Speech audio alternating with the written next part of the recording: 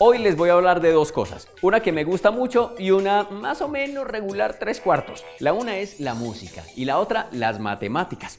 La música, esa sí me gustó desde chiquito. Ay, que póngale música al niño para que baile, ay, que música tropical, que plancha, que rock. Es más, no les canto porque de pronto me cobran derechos de autor, pero mi primer trabajo fue incluso con música, poniendo música en un billar que tenía mi papá. Y ahí entra la segunda, porque a veces me decía, venga mi hijo, ayúdeme a cerrar caja. Cerrar caja.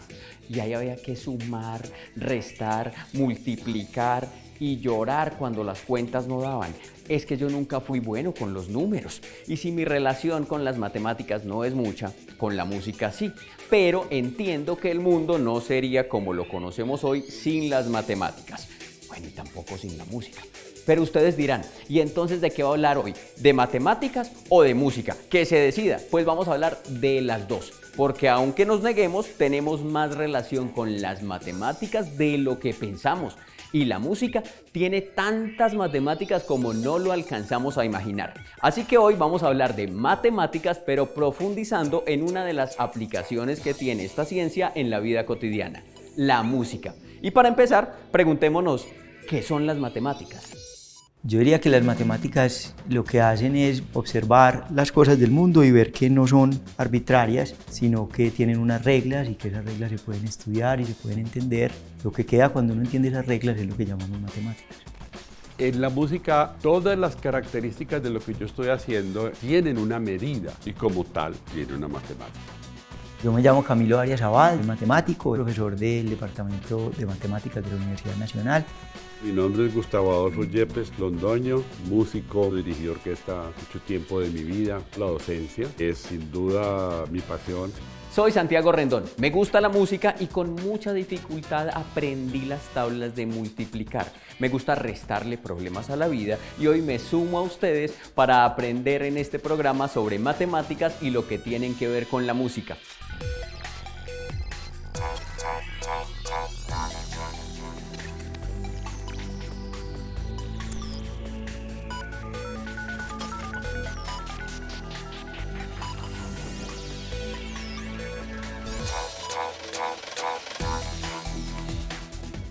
Después de tener un billar, a mi papá se le ocurrió montar un negocio de zapatos. Y yo todo el día la pasaba contando pares de zapatos para meterlos en las cajas y cuente zapatos y cuente zapatos. Y para amenizar esas jornadas largas de contadas de zapatos yo ponía música y esa era la relación que había en mi vida entre matemáticas y música. A mi papá, después de hacer cuentas, o sea después de hacer operaciones matemáticas, se le ocurrió que este podía ser para él un mejor negocio. Pero ¿cómo se originaron las matemáticas? ¿A quién se le ocurrió semejante idea? Desde que nuestros antepasados pues tenían que hacer cuentas con números, tenían que saber cuántos animales había, cuántas frutas había, tenían que hacer transacciones comerciales. En ese momento se vuelve indispensable tener una noción de número para poder contar y ese es el origen, digamos, de la aritmética, de la teoría de los números. Y también por razones muy prácticas el origen de la geometría es para medir la tierra. La palabra geometría quiere decir la medición de la tierra.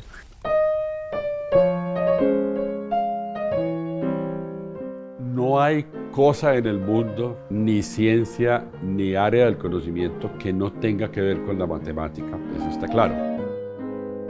Es una propiedad que tiene que ver con el sistema cognitivo de los seres humanos. El cerebro de los seres humanos es bueno para ver, muy naturalmente parte de las matemáticas tienen que ver con cosas visuales, que es la geometría. La otra, digamos, operación fundamental en la que es muy buena el cerebro es el lenguaje. Esa otra parte del cerebro representa los números y el álgebra.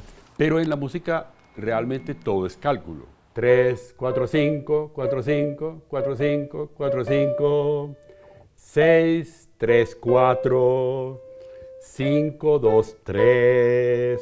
Muchas partes de las matemáticas han surgido de la física. Por ejemplo, el cálculo, descubierto por Newton y por Leibniz, surgió de la física, de la idea del movimiento, del cálculo de las velocidades, del estudio del movimiento de los objetos mecánicos. Leibniz, gran matemático y muy amante de la música y que escribió mucho sobre música, decía, la música es un ejercicio de cálculo del alma que no sabe que calcula, que no se da cuenta de que está calculando. Y todas las otras ramas que han ido surgiendo, empieza la gente a encontrar patrones en otros aspectos del mundo y esos patrones se van reconociendo y se van estudiando y se convierten en una nueva parte de las matemáticas. Entonces estas figuras geométricas son muy distintas, sin embargo tienen una cosa en común que se llama la característica de Euler. Cogamos por ejemplo el cubo, tiene 1, 2, 3, 4, 5, 6, 7, 8 vértices y nos vamos a fijar cuántos lados tiene, 12 lados. ¿Cuántas caras tiene? Pues tiene 6. Le vamos a coger el número de vértices, le vamos a restar el número de aristas y vamos a sumar el número de caras, que es 6. Menos 4 más 6 es 2. Si usted coge la pirámide, es 2 otra vez, le da 2 otra vez. El señor Leonhard Euler fue un matemático muy importante, además de crear el concepto característica de Euler, que nos lo acaba de explicar muy bien el profesor, hizo muchos otros aportes y fue considerado el matemático más importante del siglo XVIII y uno de los más importantes de toda la historia.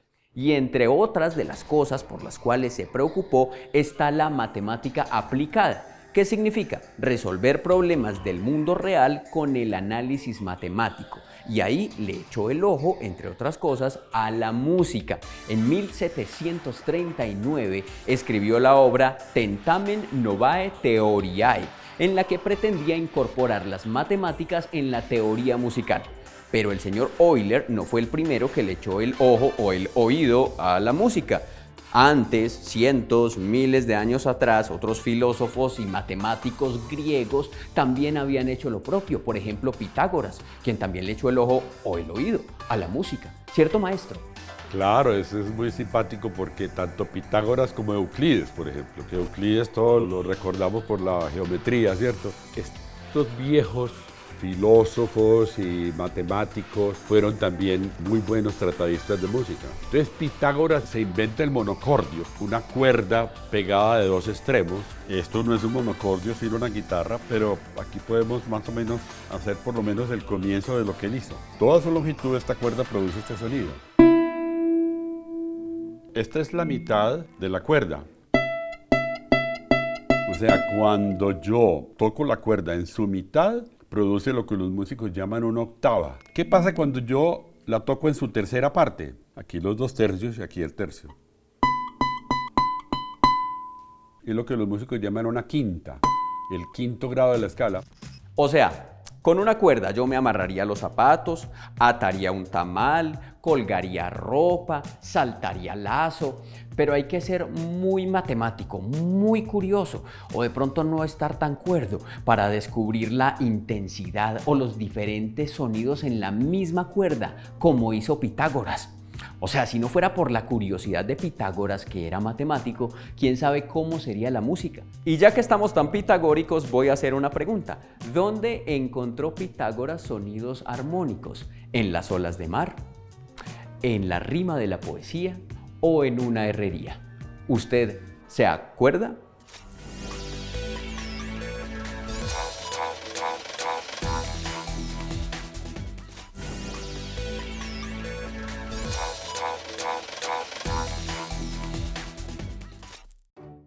Parece ser que a sus 20 años, un joven llamado Pitágoras, a quien le gustaba tocar la lira y escribir poemas, comenzó a interesarse por las matemáticas. Con el paso del tiempo se convirtió en un reconocido matemático, al punto que fundó su propia escuela, cuyos integrantes se llamaban a sí mismos los matemáticos. Más allá de resolver problemas matemáticos complejos, a Pitágoras le interesaban los números y estaba convencido de que estaban íntimamente relacionados con el cosmos, la astronomía y la música. Tanto le gustaba la música a Pitágoras que un día cualquiera pasó por una herrería y se detuvo al percibir una serie de sonidos armoniosos y, como buen curioso que era, se dedicó a observar y escuchar. Descubrió algo sorprendente. Cuando los herreros golpeaban pedazos de metal largos y gruesos con martillos pesados, se producían sonidos graves. Pero cuando los pedazos de metal delgados eran golpeados con martillos livianos, se producían sonidos agudos. Pitágoras concluyó que el tono del sonido cambiaba de acuerdo a la longitud del metal y al peso del martillo. Con esta idea de la musicalidad del metal, regresó a su casa, tomó su lira, pero no la tocó. Más bien comenzó a experimentar con sus cuerdas e hizo otro gran descubrimiento. Mientras más larga era la cuerda, más grave sería su sonido, y si era más corta, sería más agudo. Y como Pitágoras veía números en todas partes, estaba convencido de que los sonidos armónicos necesitaban de las matemáticas. Y se propuso confirmar su hipótesis. Descubrió que dos cuerdas tocadas de manera simultánea producían un sonido armónicos. Sí, y solo sí, había una cuerda larga y una cuerda corta. Pero la cuerda corta solo podría tener uno de estos tres tamaños: la mitad, las 2/3 partes o las 3/4 partes de lo que medía la cuerda más larga. Solo así se lograban sonidos armónicos. Y así fue como Pitágoras demostró que las matemáticas también estaban presentes en la música. Pitágoras descubrió armonía en los sonidos provenientes de una herrería. Fibonacci era otro matemático y a este le gustaba contar cosas. Una vez empezó a contar disque conejos y se obsesionó, y después se hizo una pregunta: ¿cuántos conejos resultarán en un año de una sola pareja? Hizo las cuentas, hizo la investigación y al final arrojó un número: 233 pares de conejos. Y ustedes dirán, ¿y eso para qué sirve? Valiente gracia saber que una pareja tuvo 233 pares de conejos al año. Pero eso sí sirvió, porque se asoció a que hay unos números que siempre son comunes en algunos objetos naturales. O sea, hay formas de la naturaleza que tienen siempre los mismos números. ¿Cuáles son esos números? El 2, el 3, el 5, el 8, el 13, el 21 y el 34. ¿Y cómo se llaman estos números? Allá contestó un guajiro: ¡primo! No son los números primos, son los números de Fibonacci. Por ejemplo, el girasol se abre en espirales de 21 o 34. La piña también lleva esos números. Póngase usted a contar en qué formas de la naturaleza encuentra los números de Fibonacci mientras el profesor nos sigue contando para qué otras cosas sirven las matemáticas. Sirven para casi todo. Si usted quiere construir cualquier cosa en el mundo, necesita matemáticas, porque las matemáticas son simplemente aquella cosa que le predice el comportamiento de lo que usted quiera construir.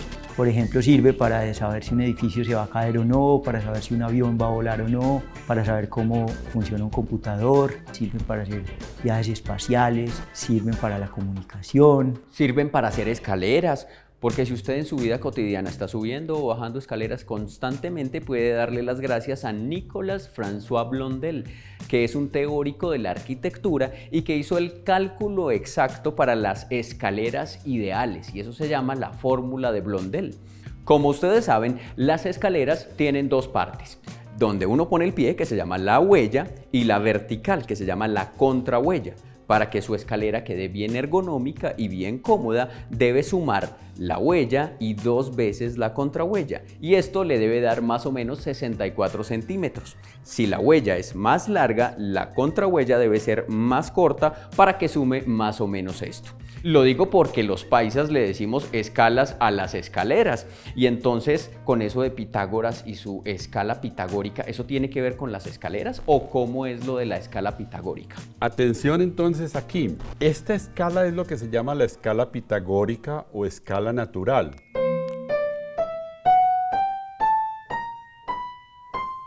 Este es el grado 1 de la escala, que tiene una frecuencia F. Esta es la frecuencia, este es el doble de la frecuencia, el cuádruple, el quíntuple, 12 y 16. La matemática de la escala es la que ocurre entre 8F, 9F hasta 16F. Esto es la escala natural pitagórica. 8 veces la frecuencia de un sonido fundamental hasta 16 veces esa misma frecuencia. ¿Cuál es la relación entre la música y las matemáticas? Como casi todas las cosas del mundo, pues se pueden describir matemáticamente. La teoría del estudio de las ondas es una parte muy importante y muy antigua de las matemáticas, cómo se propagan las ondas. Cuando uno estudia cómo se propagan las ondas, está estudiando cómo se propaga el sonido. Las propiedades del sonido, por ejemplo el volumen, o por ejemplo si es un sonido grave o un sonido agudo, corresponden a las propiedades de la onda que se está propagando en el aire. Esta sería una frecuencia. Esta sería otra frecuencia, porque este tiene mucho más batimentos que esta en la misma cantidad de tiempo. O sea que esta nota es aguda y esta nota es más baja, ¿cierto? Doble de frecuencia. Doble de frecuencia. Doble. Es decir, el oído sí percibe que hay una relación cuando yo tengo un doble de frecuencia o una mitad de frecuencia, percibe que es la misma cosa, pero con otro color. La frecuencia determina, por ejemplo, si es un sonido agudo o es un sonido grave. Le doy este La, 440, 220, 110, 55. Todo por 2. Y es el mismo La, La, La, La, La.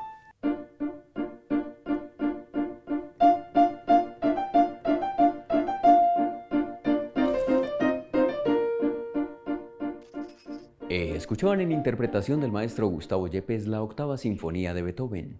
Y en esta sinfonía, en el segundo movimiento, hay un homenaje al metrónomo y a Johann Metzel. Estaban en una fiesta y estaba Beethoven ahí, todo bien. Y llega Johann Metzel, el amigo, y le dice, Beethoven, tengo un invento, esto es lo último en guarachas. Este aparato que indica el pulso en las composiciones musicales, o sea, mide el tiempo, un metrónomo. Y Beethoven quedó tan fascinado que en esa misma fiesta estuvo improvisando con ayuda del metrónomo y luego la incluyó en sus composiciones posteriores y le hizo este homenaje en la octava sinfonía. Beethoven, que era tan exigente y perfeccionista, fue el primer compositor que utilizó el metrónomo. Si un músico quiere una precisión matemática, hace uso del metrónomo, que tiene una señal visual y sonora que le permite al músico ejecutar la obra de una forma muy precisa, matemática. Este es un metrónomo. O sea, funciona como el que le entregaron en esa fiesta a Beethoven y tiene diferentes tipos de velocidades. Lento, andante, alegro, más rápido, vivace, más rápido, prestísimo, mucho más rápido y mapalé.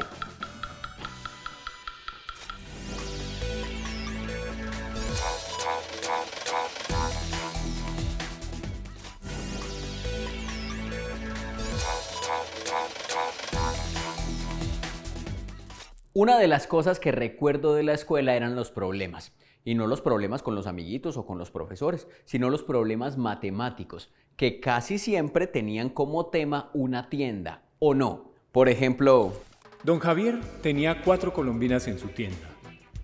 Vendió 2 y se comió una, pero después le devolvieron una y le llegó el pedido con otras 5.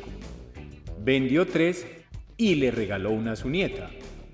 ¿Cuántas colombinas le quedaron a don Javier? porque si en alguna parte se necesita matemáticas es en una tienda. O levante la mano el tendero que no las haya necesitado. Por ejemplo, profe, ¿qué problemas matemáticos necesitaría resolver un tendero? ¿Qué problemas matemáticos surgen si uno quiere administrar bien una tienda? Lo primero es usted necesita saber contar.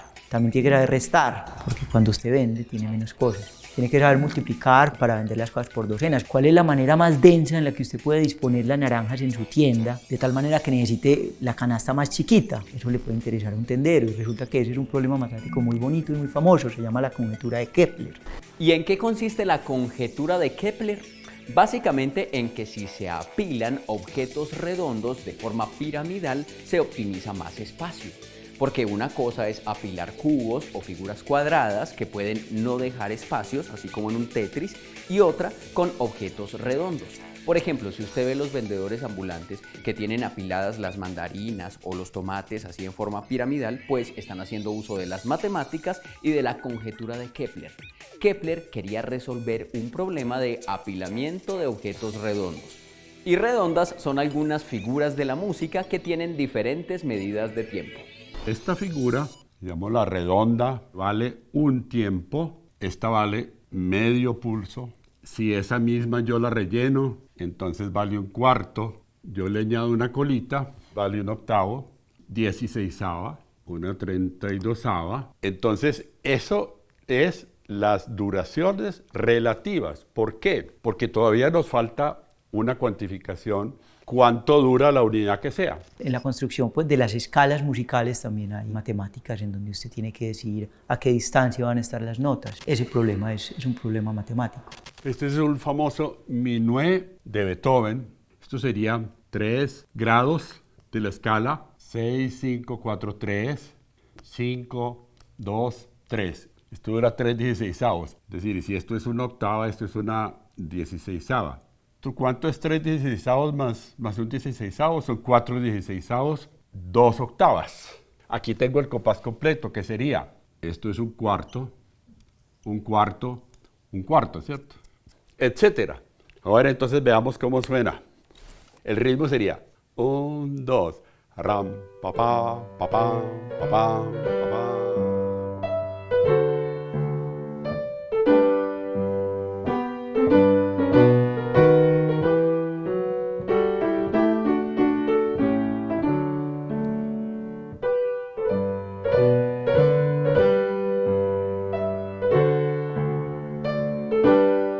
Maestro, y si a eso le pusiéramos metrónomo, por ejemplo, 60 oscilaciones, ¿cómo sonaría?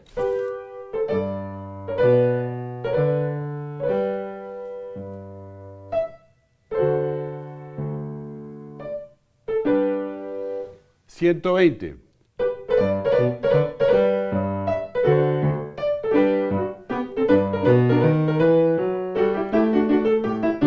Sería mucho más rápido. Un músico que usa metrónomo está siendo consciente que está utilizando la matemática para su música, porque está midiendo el tiempo. Pero también esto se puede hacer intuitivamente y a partir de la práctica. Por ejemplo, cuando uno pasa a una calle tiene que hacer una operación matemática y es calcular la distancia a la que viene el carro, la velocidad con la que viene el carro y la velocidad con la que voy a cruzar. Esto se hace intuitivamente y siquiera es así, porque si fuera sobre el papel, pues ya me habían atropellado un montón de veces. Pero debe haber muchas otras cosas que nosotros los que creemos que no sabemos nada de matemáticas resultamos haciendo en nuestra vida cotidiana y sin darnos cuenta, ¿cierto? Muchas cosas que uno hace automáticamente, pues en el fondo tienen que ser, aunque sean inconscientes, cómputos matemáticos. Por ejemplo, si uno tira una pelota, puede más o menos calcular dónde y cuándo va a caer una pelota y uno la puede coger. Todo eso, como estamos viendo, todo eso es pura física y todo eso es pura matemática. Y entonces la música no se puede entender sino así. Las matemáticas son una cosa muy viva, donde cada día la gente encuentra nuevas respuestas y también nuevas preguntas, y es una cosa que va cambiando muy rápido. Vamos a oír entonces un vals de Chopin con un tempo muy elástico, o sea, muy poco matemático.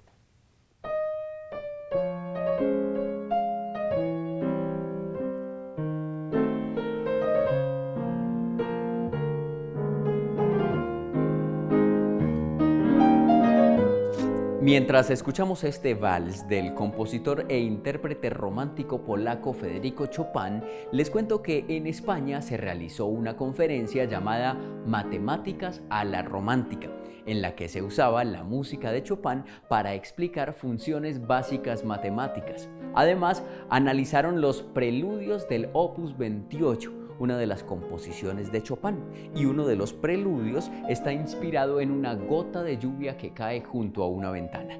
Chopin era un músico romántico, y qué más romántico que la luna llena en las noches. Para llegar a la luna se tuvieron que usar muchas matemáticas. En la luna no se escucha música, pero sí ha inspirado a muchos músicos, y no siempre está llena, pero eso sí, está llena de cráteres que tienen nombres de personas que dejaron su huella, no en la luna, sino en la Tierra.